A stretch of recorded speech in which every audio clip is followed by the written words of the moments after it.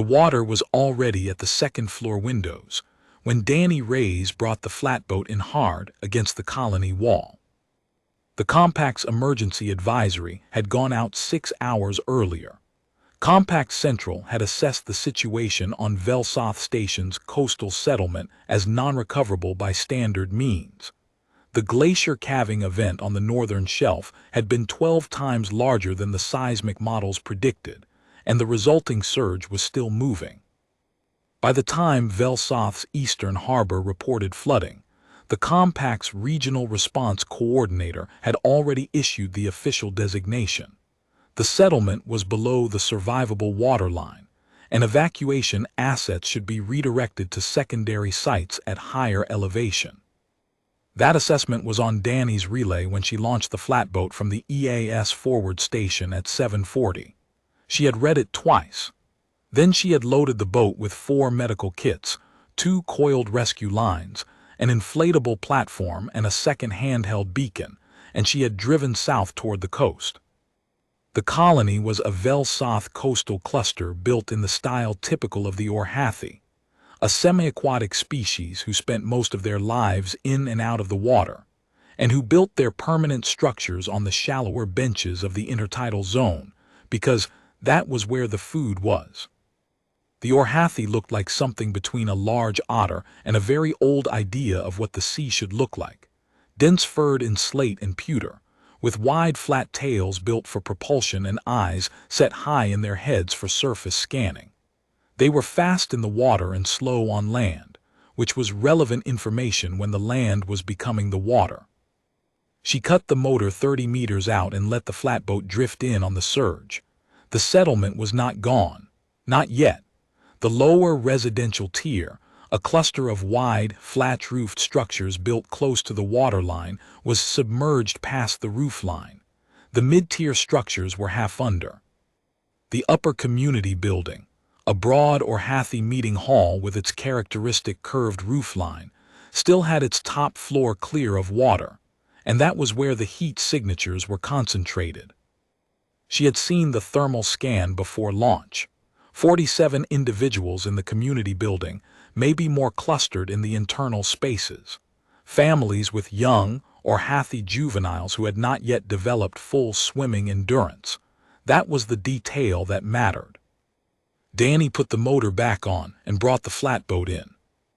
The community building's upper balcony, a wide wraparound structure designed for gathering on warm evenings, was still above water. Barely. 3 Orhathi adults were on it when she pulled up, their dense fur slicked flat from spray, wide eyes tracking her approach. One of them, a large male whose pewter-gray markings suggested age, called out in Orhathi. The translation unit at her hip rendered it with a half-second delay. "The Compact has marked this site for abandonment. You should not be here." "I know what the Compact marked," Danny said. She was already threading the bow line through the balcony rail. "How many can't swim the distance to the shelter ridge?" A pause. The Orhathi male's flat tail moved slowly, uncertainty, her training said. "The children, 17 juveniles below threshold age for sustained open water distance, and 4 elders who were injured in the initial surge." 21. Her flatboat held 8 at a press. She was looking at 4 trips minimum, in a surge that was still building and a channel that was narrowing as the floodwater rose. "Tell them I'm going to get them out," she said. "Smallest first. Who do you want to go with the first group?" The male, she was already thinking of him as the settlement elder, though she didn't ask his name, because there wasn't time, looked at her for a moment that was longer than the situation technically allowed. Then he turned and went back inside. The first group came out in under 3 minutes. 4 juveniles, small enough that the 2 female adults accompanying them could hold them steady on the flatboat's inflatable side rails. The juveniles were quieter than Danny had expected. Orhathi young were apparently more self-contained in crisis than human children tended to be, which she appreciated right now. She got them loaded, pointed the flatboat toward the shelter ridge 4 kilometers northeast, and opened the throttle. The surge was moving counter to her. She had to angle into it to make progress, and the flatboat bucked and rolled in ways that its flat-bottom design was not built to handle in open chop. One of the adults gripped the bow rail and held on. One of the juveniles lost its grip on the side rail, and Danny caught it with one hand without thinking, hauled it back in, and didn't let herself think about what would have happened if she'd missed. The shelter ridge had a concrete landing platform the Compact had built 3 years ago for exactly this kind of event, except that the Compact's models had not included a calving event at this scale, so the platform was currently staffed by 2 Compact emergency officers who looked at Danny's flatboat with something between surprise and unease. She put the first group on the platform at 8:21. She turned around immediately. One of the Compact officers called after her. The surge projection puts the community building below the roofline in 90 minutes. She had already read the projection. She opened the throttle. The second run took a juvenile and 2 elders, one of whom had a fractured rear flipper from the initial surge impact and had to be lifted onto the platform by Danny and one of the Compact officers working together. She didn't stop to count the time. The Compact officer started to say something about authorization, and she was already untying the bow line. She turned the flatboat around. Third run, 4 more juveniles, 2 adults. The floodwater level on the community building had risen 11 centimeters since her first run. The balcony rail she had tied off to was now partially submerged. She retied to the upper door frame. One of the juveniles in this group was so small it fit in the crook of one adult's arm, and had apparently decided that the safest position was to bury its face entirely in the adult's chest fur and not look at any of this. Danny understood the impulse. She got them loaded and turned for the shelter ridge a third time. The settlement elder was still inside. She could see the remaining individuals through the large curved windows of the meeting hall. The light inside was emergency amber, the power grid having failed sometime in the last hour. She counted bodies against the amber light, 9 remaining. He met her on the resubmerged balcony. "You have made 3 runs," he said through the translator. "Yes." The Compact's assessment window for structural integrity is. I know what the assessment says. She had the bow line in her hand. 9 people, 1 more run, let's load. The elder was quiet for a moment. The Orhathi were deliberate thinkers, and she had learned across 3 hours of work what that stillness meant. He was recalculating. "The building's eastern wall has a stress fracture at the mid-tier junction," he said. "If the surge reaches the upper windows before you depart." "Then we go fast." She looked at him evenly. "Who goes first?" He did not argue further. He turned and began organizing the remaining 9 with the quiet efficiency of someone who had been doing exactly this for the last 3 hours and knew how to carry people who trusted him. Danny loaded the flatboat. All 9 fit, but barely. She had the adults positioned along the side rails for balance, juveniles in the center, the elder at the stern where his weight distribution helped stabilize the hull. The flatboat sat lower in the water than she liked. The motor was pushing against the surge and the added weight, and the channel back to the shelter ridge had narrowed by another meter since her last run. She got them 100 meters clear of the community building before she heard it, a deep, resonant crack from behind her, like a very old thing deciding to finish a process it had started. She did not look back. She kept the throttle steady and her eyes on the water ahead, reading the surge pattern the way she'd been trained to read it. Watch the color changes, watch the pressure waves, watch the debris field for what the water was doing upstream. The juvenile nearest her right hand gripped the side rail with both forepaws and pressed its small, flat head against the hull. It was shaking. She put her left hand briefly on its back, 2 seconds of contact, then returned it to the motor tiller. 2 kilometers out, the surge shifted. A secondary bore wave, she had been watching for it, came in from the northwest at an angle she hadn't expected from the morning's projections. It hit the flatboat's port quarter and rolled them hard. For 4 seconds the boat was sideways to the wave, and she was fighting the tiller against the roll, adults on the rails holding the juveniles in, everyone's weight low. Then the wave passed. The flatboat came back to heading. No one was in the water. She brought them into the shelter ridge platform at 9:31. The compact emergency officers helped unload. The second officer, young, Danny's age, with the look of someone who had revised several professional assumptions in the last 2 hours, helped lift the fractured flipper elder down from the dry area. The settlement elder came off the flatboat last, stepping onto the platform with the careful slowness of the very large and the very tired, and standing still for a moment to look back across the flooded plain. The community building was gone. The eastern wall had come down. The surge had taken the rest. Danny was checking the flatboat's motor housing for damage. There was a pressure seal she wanted to inspect before she signed off, and she wasn't looking at him. There was just work to do, and she was doing it. He came to where she was crouching over the motor. "You made 4 runs," he said. "Yes." The compact's assessment rated the colony below the survivable waterline.